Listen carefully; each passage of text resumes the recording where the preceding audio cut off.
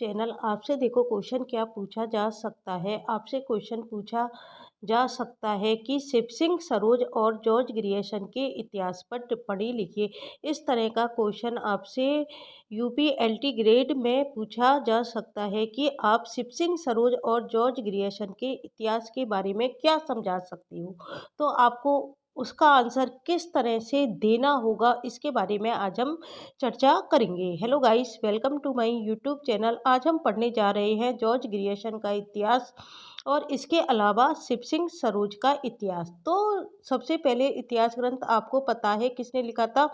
गासादा तासी ने लिखा था, जो कि क्या थे? फ्रेंच विद्वान थे। इससे क्या होता है? इतिहास लेखन की परंपरा शुरू होती है। इससे पहले वाले क्वेश्चन में मैंने आपको तासी के इतिहास ग्रंथ के बारे में बता दिया था और उसके गुण और दोष के बारे में हमने चर्चा कर ली थी। आज हम जो पढ़ने जा रहे हैं वो पढ़ने जा रहे हैं शिव सिंह सरोज के इतिहास के बारे में और जॉर्ज ग्रियर्सन के इतिहास के बारे में। तो देखो, जॉर्ज ग्रियर्सन के इतिहास में क्या बताया गया है। ताशी की परंपरा को आगे बढ़ाने का श्रेय शिव सिंह सेंगर को है, जिन्होंने क्या लिखा था? शिव सिंह सरोज लिखा था। और कब लिखा था? 1883 में लिखा था। इसमें कितने कवियों के बारे में बताया गया है? इसमें लगभग 1000 कवियों इसमें लगभग 1000 इसमें लगभग 1000 कवियों का जीवन चरित्र, उनकी कविताओं का उदाहरण सहित प्रस्तुत करने का क्या किया गया है? प्रयास किया गया है। किसने प्रयास किया था? ये किया था शिव सिंह सेंगर ने। 1883 सन पूछा जाए तो क्या बताओगे आप? 1883 बताओगे। उनके ग्रंथ का नाम पूछा जाए तो शिव सिंह सरोज बताओगे। और कितने भाषा कवि हैं? 1000 भाषा कवि हैं। और उनके बारे में क्या बताया गया है? उनका जीवन चरित्र बताया गया है। उनका क्या बताया गया है? जीवन चरित्र बताया गया है। उनकी कविताओं का उदाहरण सहित उन्होंने प्रस्तुत करने का क्या किया है? प्रयास किया है। कवियों की जन्मकाल, रचना आदि के संकेत भी उन्होंने दिए हैं। ये दूसरी बात है कि ये संकेत क्या है? बहुत विश्वसनीय नहीं है इतिहास के रूप में, फिर भी इस ग्रंथ का महत्व माना जाता है। क्यों माना जाता है इतिहास के रूप में इस ग्रंथ का महत्व? इतिहास के रूप में इस ग्रंथ का महत्व माना जाता है। क्यों माना जाता है? क्योंकि उस समय तक उपलब्ध जो भी साहित्य था, हिंदी कविता थी, उसको इसमें क्या किया गया है? संकलित किया गया है, जिससे क्या हुआ? पर्वतीय इतिहासकार इसका लाभ उठा सकते हैं। तो आपको कौन कौन से पॉइंट इसमें से याद करने हैं? शिव सिंह सेंगर के इतिहास का नाम याद करना है। शिव सिंह सरोज है, कब लिखा गया? 1883 ईस्वी में लिखा गया। इसमें कितने भाषा कवियों का वर्णन किया गया है? इसमें 1000 भाषा कवियों का वर्णन किया गया है। इसका महत्व क्यों है? क्योंकि इसने उस समय की उपलब्ध हिंदी साहित्य को क्या किया है? संकलित किया है, जिससे परवर्ती इतिहासकारों ने इसका लाभ उठाया है। तीसरे नंबर पे जो इतिहासकार का नाम आता है उसका नाम क्या है? George Grierson. आज हम जॉर्ज ग्रियर्सन के इतिहास के बारे में अब पढ़ने जा रहे हैं कि जॉर्ज ग्रियर्सन ने देखो क्या बताया है। जॉर्ज ग्रियर्सन का जो इतिहास था वो कब लिखा गया था? 1888 में लिखा गया था। ये इम्पोर्टेंट फैक्ट है, पेपर में पूछा जाता है। जॉर्ज ग्रियर्सन, ये थोड़ी टाइपिंग मिस्टेक है, ग्रियर्सन इस तरह से लिखते हैं। ग्रियर्सन के इतिहास को कब लिखा गया था? 1888 में लिखा गया था। कौन सी पत्रिका के विशेषांक के रूप में लिखा गया था? एशियाटिक सोसाइटी ऑफ बंगाल की पत्रिका के विशेषांक के रूप में जॉर्ज ग्रियर्सन द्वारा रचित the modern vernacular literature of Hindustan का प्रकाशन हुआ। ये सारा फैक्ट मोस्ट है। ये ऑब्जेक्टिव टाइप के क्वेश्चन में भी पूछा जाता है कि जॉर्ज ग्रियर्सन का इतिहास कब प्रकाशित हुआ? 1888 में। पत्रिका का नाम क्या था? The Asiatic Society of Bengal की पत्रिका के विशेषांक के रूप में प्रकाशित हुआ था। और उनके इतिहास ग्रंथ का नाम क्या है? The modern vernacular literature of Hindustan है, जो नाम से इतिहास होते हुए भी सच्चे अर्थ में क्या कहा जाता है? हिंदी साहित्य का इतिहास कहा जाता है। जो नाम से इतिहास ना होते हुए भी सच्चे अर्थ में क्या कहा जाता है? हिंदी साहित्य का पहला इतिहास कहा जा सकता है। ये कौन सी भाषा में रचित था? ये अंग्रेजी भाषा में रचित था। बाद में अन्य विद्वानों ने इसको किस में अनुवाद किया था? इसका हिंदी में रूपांतरण किया था। इसमें लेखक ने देखो क्या बताया है, इसमें लेखक ने कवियों और लेखकों का काल क्रमानुसार वर्गीकरण करते हुए उसकी प्रवृत्तियों को स्पष्ट करने का प्रयास किया। ये पॉइंट पूछा जाता है कि सबसे पहले काल क्रमानुसार वर्गीकरण किसने किया था? तो उसमें नाम आता है जॉर्ज ग्रियर्सन ने किया था। उनकी काल विभाजन संबंधी प्रयास के गुण दोष के बारे में इतना अवश्य कहा जा सकता है कि हिंदी भाषा और हिंदी साहित्य के स्वरूप और विकास के संबंध में जो दृष्टिकोण का परिचय ग्रियर्सन ने दिया वह परवर्ती इतिहासकारों के लिए पथ प्रदर्शक सिद्ध हुआ। इसके बारे में देखो क्या कहा जाता है, काल विभाजन का जो गुण दोष के बारे में इतना कहा जा सकता है कि हिंदी भाषा और हिंदी साहित्य के स्वरूप एवं विकास के संबंध में जो दृष्टिकोण का परिचय ग्रियर्सन ने दिया था उससे परवर्ती इतिहासकारों के लिए वो क्या साबित हुआ? पथ प्रदर्शक सिद्ध हुआ। फिर देखो उन्होंने हिंदी साहित्य का भाषा की दृष्टि से क्षेत्र निर्धारित करते हुए स्पष्ट किया कि इसमें ना तो, ये बहुत अच्छी बात है, उन्होंने देखो हिंदी भाषा की दृष्टि से क्षेत्र निर्धारित करते हुए क्या कहा था कि इसमें ना तो में संस्कृत प्राकृत को सम्मिलित किया जा सकता है और ना अरबी फारसी मिश्रित उर्दू को। ये बात किसने की थी? ग्रियर्सन ने की थी। किसके बारे में कही थी? भाषा की दृष्टि से उन्होंने क्षेत्र निर्धारित करते हुए स्पष्ट कहा था कि इसमें ना तो संस्कृत प्राकृत को सम्मिलित किया जा सकता है और ना अरबी फारसी मिश्रित उर्दू को। उन्होंने अपनी भाषा नीति को स्पष्ट करते हुए भूमिका में लिखा।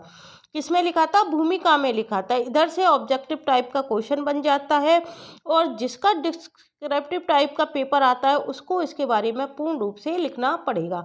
उन्होंने देखो भूमिका में क्या लिखा था, मैं आधुनिक भाषा साहित्य का विवरण प्रस्तुत करने जा रहा हूँ, अतः मैं संस्कृत में ग्रंथ रचना करने वाले लेखकों का विवरण नहीं दे रहा हूँ। इस बात को किसने लिखा था? जॉर्ज ग्रियर्सन ने लिखा था कि मैं आधुनिक भाषा साहित्य का विवरण प्रस्तुत करने जा रहा हूँ, अतः मैं संस्कृत में रचना करने वाले लेखकों का विवरण नहीं दे रहा हूँ। प्राकृत में लिखित पुस्तकों को भी विचार के बाहर रख रहा हूँ।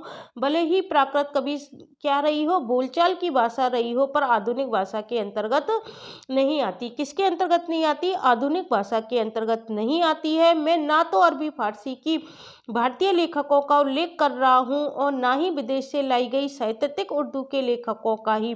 मैंने इस अंतिम को उर्दू वालों को अपने इस विचार से जानबूझकर क्या कर दिया है? बहिष्कृत कर दिया है। इस बात को जॉर्ज ग्रियर्सन ने क्या लिखा था? भूमिका में लिखा था, क्योंकि इस पर पहले गासादा तासी ने पूर्ण रूप से विचार कर लिया है। क्योंकि गासादा तासी ने अपने ग्रंथ में क्या लिखा था? हिंदी और उर्दू के लेखकों के बारे में लिखा था। इस प्रकार हिंदी भाषा के संबंध में जो स्पष्ट दृष्टि का परिचय ग्रियर्सन ने दिया वह निश्चय ही उस युग की भूमिका में क्या होता है? महत्वपूर्ण प्रतीत होता है।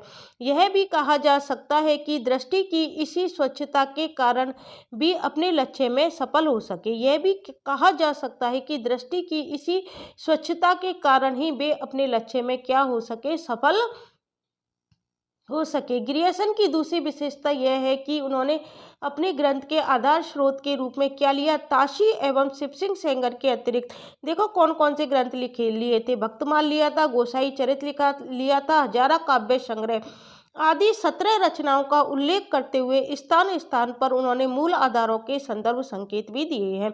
किसने दिए हैं? ग्रियर्सन ने। इससे उनकी क्या पता चलता है? उनकी तटस्थता पता चलती है, प्रामाणिकता पता चलती है और ईमानदारी का बोध होता है, जो किसी भी इतिहासकार के लिए क्या है? आवश्यक माना जाता है।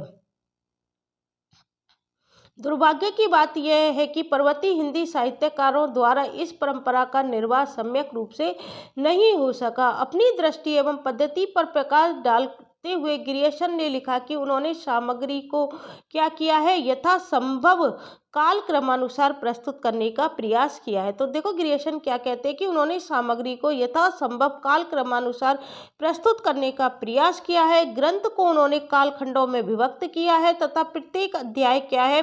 काल विशेष का सूचक है। प्रत्येक काल के गौण कवियों का अध्याय विशेष के अंत में उन्होंने क्या किया है? उल्लेख किया है। गौण कवियों का उल्लेख उन्होंने कहाँ किया है? अध्याय विशेष के अंत में उन्होंने किया है। विभिन्न युगों की काव्य प्रवृत्तियों की व्याख्या करते हुए उनसे संबंधित सांस्कृतिक परिस्थितियों और प्रेरणा स्रोतों के उद्घाटन का प्रयास भी उनके द्वारा हुआ है। इसके अतिरिक्त हिंदी साहित्य के विकास क्रम का निर्धारण उन्होंने किस प्रकार किया है? चारण काव्य, धार्मिक काव्य, प्रेम काव्य, दरबारी काव्य के रूप में करना और 16वीं-17वीं शती के युग को, भक्ति काल को हिंदी काव्य का स्वर्ण युग मानना क्या है? ग्रियर्सन की महत्वपूर्ण उपलब्धियां हैं। तो देखो, ग्रियर्सन की महत्वपूर्ण उपलब्धियां क्या हैं? उन्होंने हिंदी साहित्य के विकास क्रम का निर्धारण किसमें किया? चारण काव्य में किया, धार्मिक काव्य में किया, प्रेम काव्य, दरबारी काव्य के रूप में चित्रित किया और 16वीं-17वीं शती के युग को उन्होंने क्या किया? भक्ति काल कहा, जिन्हें किंचित संशोधित एवं नूतन शब्दों के साथ प्रस्तुत करके उनके प्रति परवर्ती इतिहासकारों को क्या हुआ? भारी श्रेय प्राप्त हुआ है। 19वीं सदी के अंतिम चरण में जबकि अब 19वीं शती के अंतिम चरण में जबकि हिंदी साहित्य क्षेत्र में आलोचना एवं अनुसंधान की परंपराओं का सीढ़ी गणेश भी नहीं हुआ था। हिंदी भाषा एवं उनकी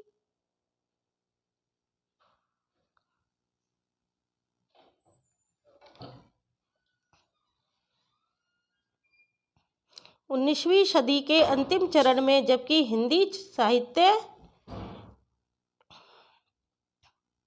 19वीं सदी के अंतिम चरण में जबकि हिंदी साहित्य क्षेत्र में आलोचना एवं अनुसंधान की परंपराओं का श्री गणेश भी नहीं हुआ था। हिंदी भाषा एवं उनकी काव्य की ऐसी स्पष्ट, सूक्ष्म एवं प्रमाणिक ऐतिहासिक व्याख्या प्रस्तुत कर देना ग्रियर्सन की अद्भुत प्रतिभा, शक्ति एवं गहन अध्ययनशीलता को क्या करता है? प्रमाणित सिद्ध करता है। इनका ग्रंथ किसमें रचित है? अंग्रेजी भाषा में रचित होने के कारण हिंदी के अध्येताओं की दृष्टि का केंद्र नहीं बन सका, जिससे परवर्ती युग के अनेक साहित्यकार जो उनकी धारणा और स्थापना को पल्लवित करके हिंदी माध्यम से प्रस्तुत कर सके, उस यश के भागी बने जो वस्तुतः ग्रियर्सन का दायित्व। अंत में हम क्या कह सकते हैं कि जो ग्रियर्सन का इतिहास था वो अंग्रेजी भाषा में रचित था और बाद के जो हिंदी अध्येता हुए उन्होंने क्या किया? परवर्ती युग के अनेक साहित्यकारों ने उनकी धारणाओं को हिंदी माध्यम में प्रस्तुत कर दिया, जिससे वो उस यश के क्या बन गए? यश के भागी बन गए, जो कि वस्तुतः ग्रियर्सन को मिलना चाहिए था। ग्रियर्सन के यश को परवर्ती इतिहासकारों ने ग्रहण कर लिया। तो आज हमने किसके बारे में पढ़ लिया? शिव सिंह सेंगर के बारे में और जॉर्ज ग्रियर्सन के बारे में पढ़ लिया। अगली वीडियो फिर रामचंद्र शुक्ल के इतिहास के बारे में आएगी। यदि आपको मेरी वीडियो अच्छी लगती है तो प्लीज़ लाइक, शेयर और सब्सक्राइब करना मत भूलना। Thank you guys.